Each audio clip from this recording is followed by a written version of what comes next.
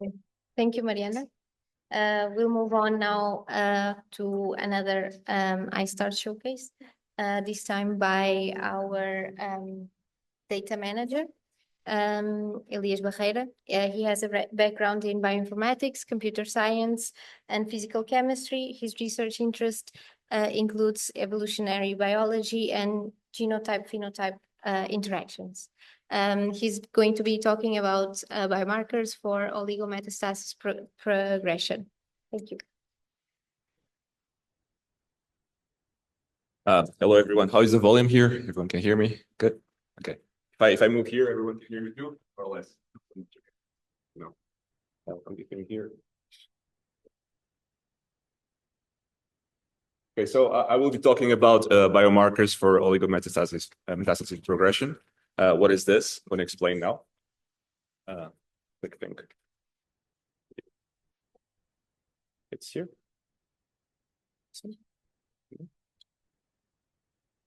Okay, good. So the main question here is why some tumors continue to spread while others stabilize. So here in the picture, you can see on the left side in the blue shape, a cancer that has spread to just a few spots, a few lesions or organs, and stabilized. While other kinds of tumors, they keep spreading. And the question is why? Why some stabilize and some don't? And in this case, we defined few and stable as like less than 5 lesions or less than 2 organs. Otherwise, we'll call it progressive. It didn't stabilize. Another term will be oligometastasis or plurimetastasis, and sometimes, mostly you should call it polymetastasis. The labels I'll be using will be blue for stable and red for progress, or 1 for progress and 0 for stable. I'll be trying to label this on the presentation. And the cohort you see down there, it was 55 patients, and they were stratified by oligo or plurimetastasis. Hope everyone got so far.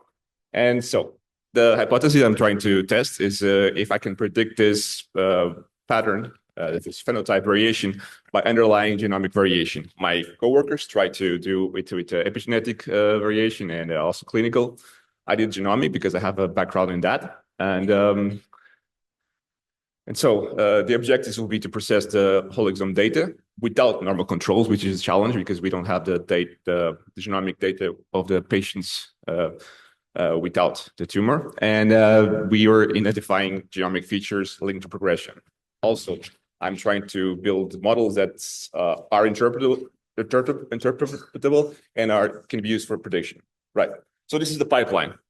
It's a standard pipeline. I'll not be explaining a lot of this. And here I'll try to introduce myself a little bit. I know it's out of order, but the idea is that I am the data manager, and I was responsible for building the infrastructure, more or less assembling it, that allows us to run this kind of pipelines. And now we're also doing building our own cluster. So I'm not only doing the analysis, I'm trying to manage the infrastructure behind it. And this building this kind of helped me weed out the problems in our infrastructure. We had one, and now we had another one. Thank you to the FCCN for allowing us to run things there. First, now we have our own cluster here in the building. But the pipeline summarized. First, we just aligned things. Then we did the variant calling, use deep variant, and then we annotate. Philosophy I try to use is not to throw any data away. So I look at industry standards, but I also try to look at benchmarks to see what is best right now. And if we can run it, we try to run it and compare the different methods. Keep in mind that each choice, each parameter that you introduce in the pipeline can be seen as a hyperparameter of your whole model in the end. But I will go into that further ahead. Okay, so the main thing I will be looking at is how does the mutational burden for proteins or genes correlates with that phenotype. So I'll try to look at spots that are heavily mutated and see if they correlate with the phenotype. Okay, and the first analysis that you can do, a simple one, not the first one. So this is biserial correlation. So we try to see in the bottom, in the x-axis, we see proteins, all 120,000 human proteins, and we just try to see. Sorting out first for mutational burden adjusted by length. we try to see if there are any proteins that are aligned more with progress, positive values, or stable, negative values. And if there was nothing to see, we'll probably not see those two lines up there and down there. So that indicates that there might be, in fact, some correlation with the phenotype.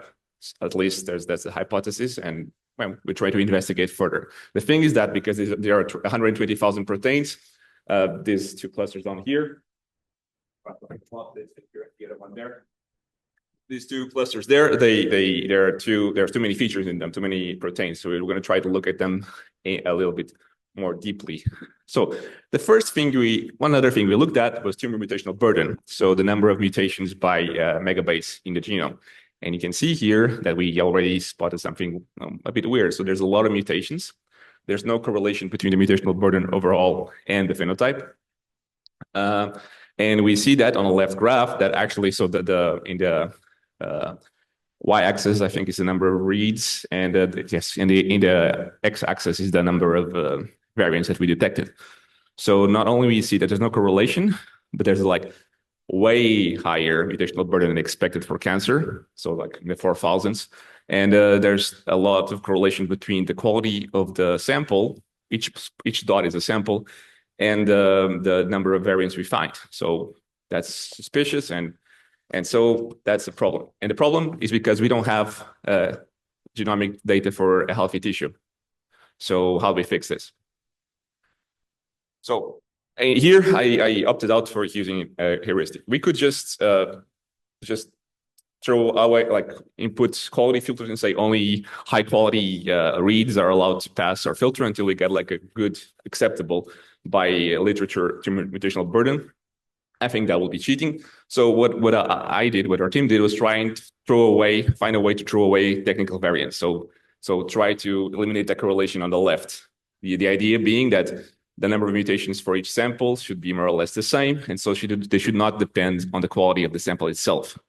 So we throw in a bunch of filters like Nomad, quality of sample. We made a panel of normals from other patients, and we tried to figure out something that will reduce the correlation with the quality of the sample. We did not find a correlation between mutational burden and the phenotype, but at least using this heuristic, we found that the tumor mutational burden is now a little bit more acceptable. So going back to this graph, now we can pick out the proteins or genes that are highly correlated with each phenotype variant, and we can try and do something like a heat map. So this is what we did. And first of all, this is just a gene mutational map. We see each column is a patient. I'm going to explain what everything is. So on the left side, we have the same proteins are on the left graph and on the right graph. But on the right graph, it's only patients, each one being a column, that didn't progress, they are stable. And on the left one, there are patients that did progress. So we see that there's a bunch of genes that are mutated when we observe progression in metastasis, and a bunch of genes that are not correlated with that. And from those genes, we do see that there are some are known cancer driver genes. Again, here I'm just looking if the genes are mutated or not. And it's like an early analysis. This will be further refined ahead. This is the opposite. This is the genes that are most correlated with stable, with no progression towards like metastasis towards more organs. They are not correlated with progression. So these ones are the ones whose mutations induces stable metastasis.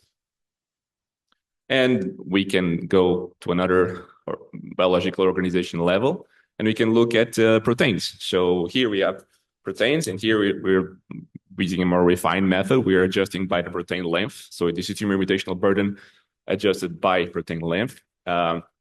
In the end, we have the same number of candidates because we'll see it later. But here we see proteins, and here the scale shows us that there's different variations. The deep red ones are highly associated. And on the left side, this is the ones that are associated with progress, proteins, and then on the right side, they are the ones that are associated with stability. And again, the opposite. So we have clusters of proteins that are associated with one variant phenotype and not the other. This is the idea here.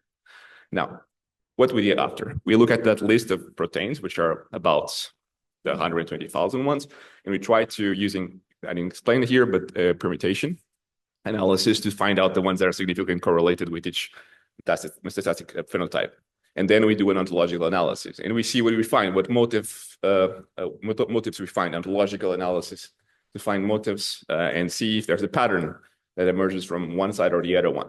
And what we did see is that the things that emerge from here is the proteins that are heavily associated with the phenotype variation are things like cytoskeletal components, extracellular structural elements, and this is the motive. And the implications that this is already another hypothesis that is associated with cell motility, and it might be a driver for metastatic behavior. So far, this is what we got. And now we try and look at those proteins that are in fact associated with these ontologies, one by one, to see what kind of pattern the mutations have inside of them. And so we built this kind of graph on the x-axis. Each graph will represent a protein. And on the x-axis, we see on little black dots are the exons. And the whole length represents the length of a protein.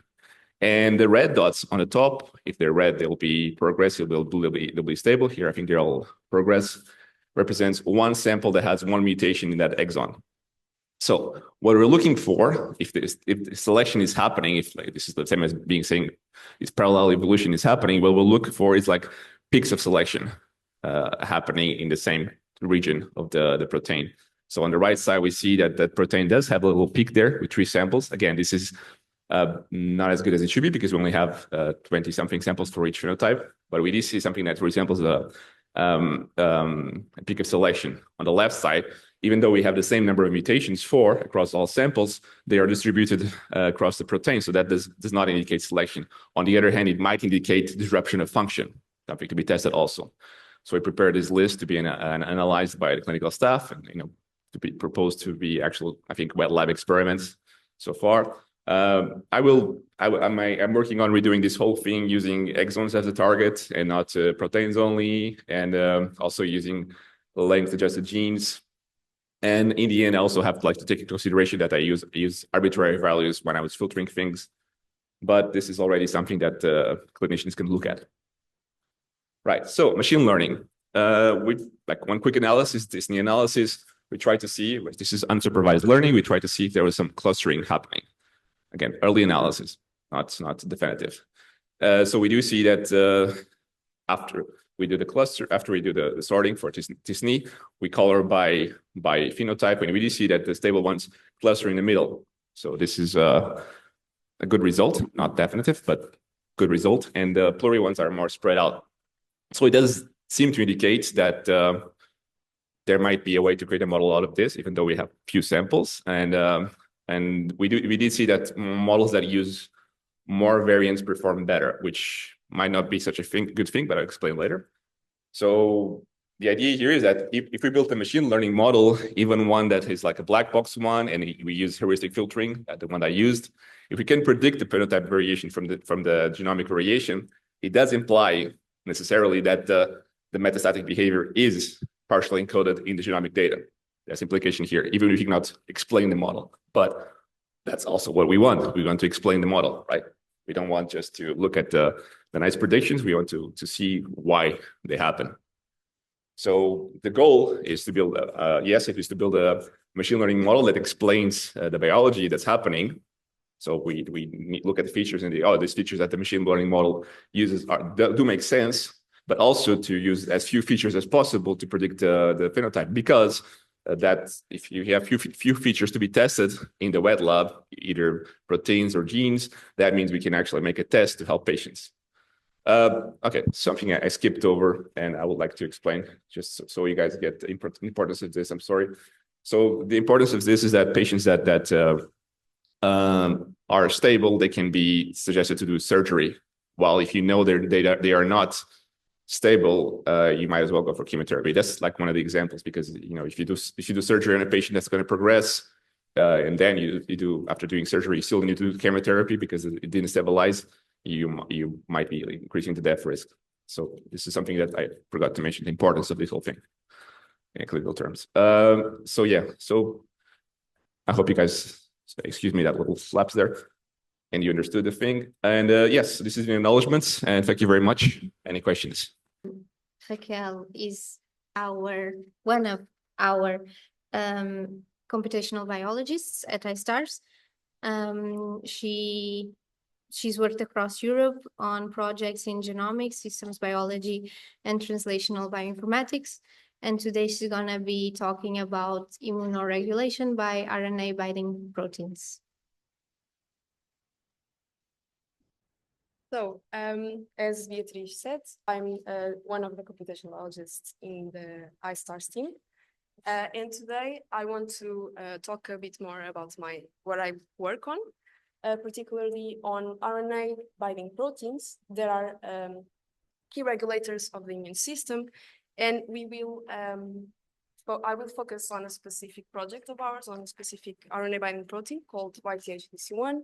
And at the end of the presentation, I hope to convince you that genomics give us enough resolution to study this type of problems. As you may know, the immune system requires fine regulation, meaning that on one hand, if we have a too strong response, it can lead to allergic reactions or even autoimmune disease. And on the other hand, if we have a weaker response, we can be infected by pathogen or even our immune system not being able to detect cancer. And of course, a key player in all of this system are immune cells. And their development and function require quick changes in the transcriptome and proteome to be able to regulate all this system and be able to be effective against pathogens, and on the other hand, not being harmful to the hosts. And a key player of this regulation is exactly RNA binding proteins. What are RNA binding proteins? So in the process of transfer of information from DNA to a protein, we can have many types of regulation. And here the RNA binding proteins have an extra layer of regulation of this process.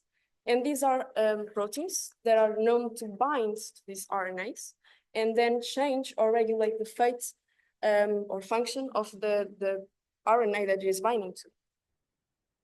So we know that in recent years, research has revealed that many molecular and biological functions are controlled by RBPs, going from the regulation of gene expression, going from a gene to an RNA, the translation control, going from an RNA to a protein, and being effectors and regulators of signaling pathways.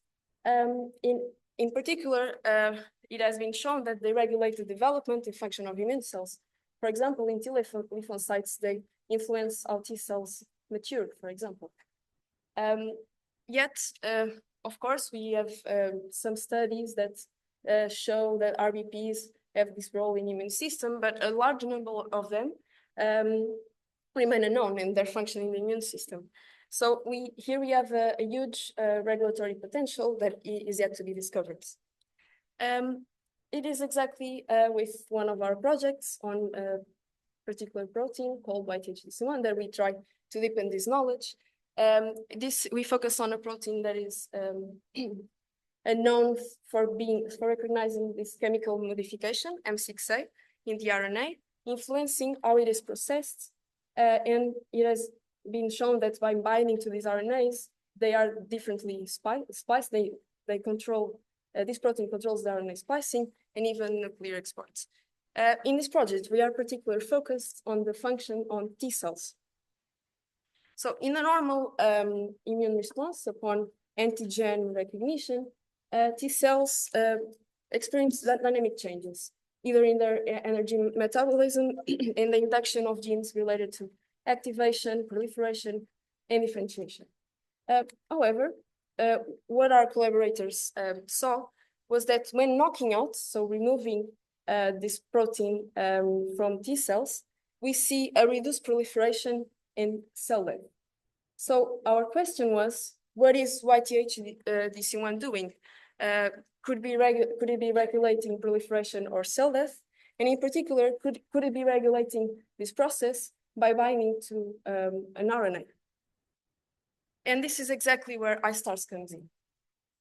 And we employ genomics. Genomics allow us to exactly answer this question. So the two main focus of this project was what is regulated by YTH-DC1, and on the other hand, which RNAs is YTH-DC1 binding to. And to answer the first one, we use RNA sequencing. RNA sequencing we use to quantify the RNA that is expressed. We get reads, so the nucleotides that we have in those, then we have to align it to a reference genome, and then do a set of other downstream analysis. And iSTARS can help with this.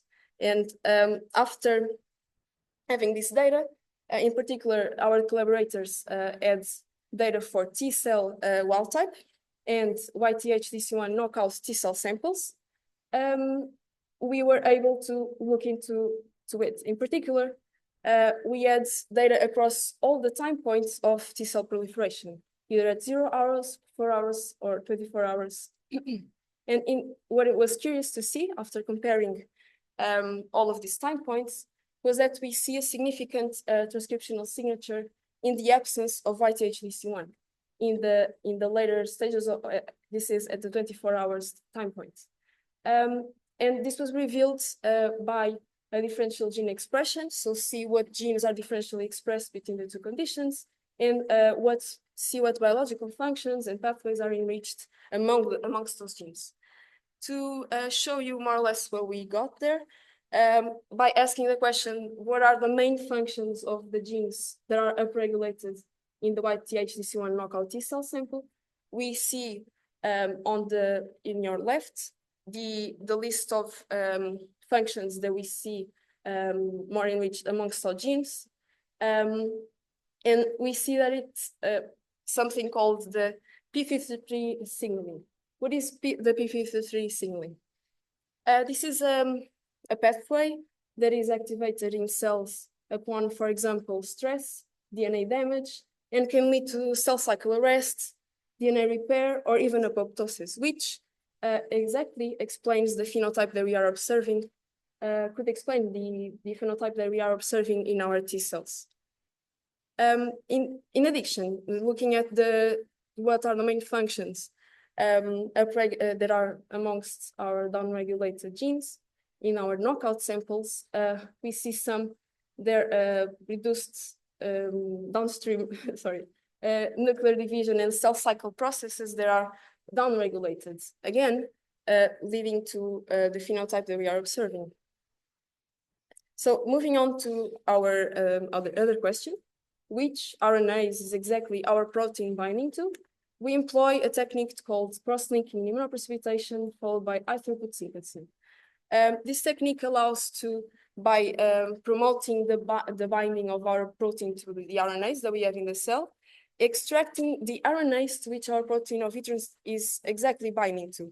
Then we are able to sequence it, and there's the other processing steps that iSTARS takes care, and we are able to map those reads to a reference genome and be able to identify genes, that is targets that our protein is binding to.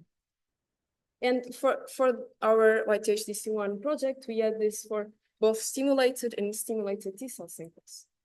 And by looking at that data, we get a huge list of genomic locations and the respective genes to which our protein is binding. So the next step is to select accurate and reproducible binding sites of our protein.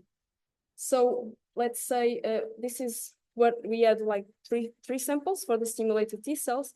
And what we do, one of the first steps, for example, selecting the ones that are seen, the exact binding sites that are seen in at least 2 samples.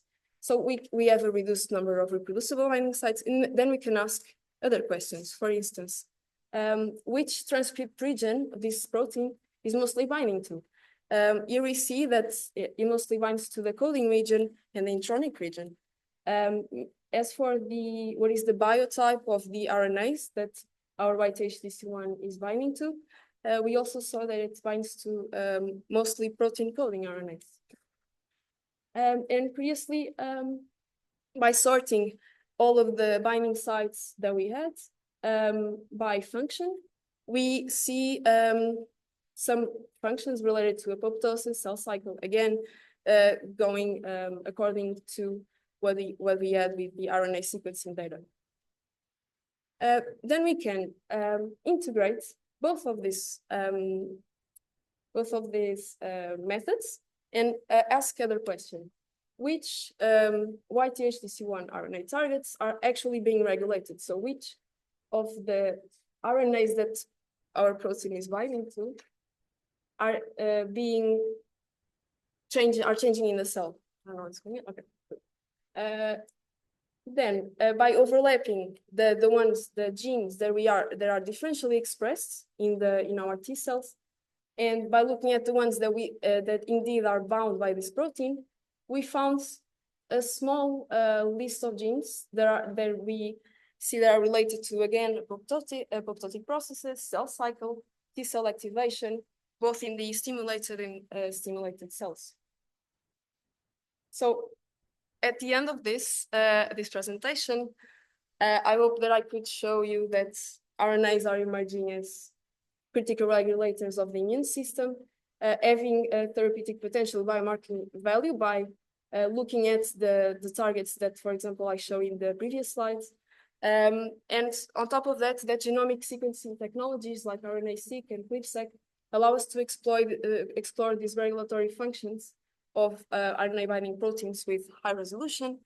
And we highlight a project of ours on a protein that looks promising as a key role in T cell proliferation, involving apoptotic pathways, cell cycle regulation, which is of course essential for effective immune responses.